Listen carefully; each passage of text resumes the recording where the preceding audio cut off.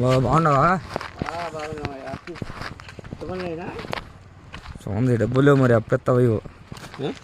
డబ్బులు లేవు బాగా ఇవ్వను. మరి వస్తాను రా తర్వాత ఇస్తాను మళ్ళీ. ఏమైంది తాగు రేపు రాకపోతే పరిస్థితి ఏంది? వచ్చినప్పుడు అట్లా మనం వెనకాడే వాళ్ళం కాదు కదా. ఆడిపోతాం ఏది ఎప్పుడో వచ్చినప్పుడు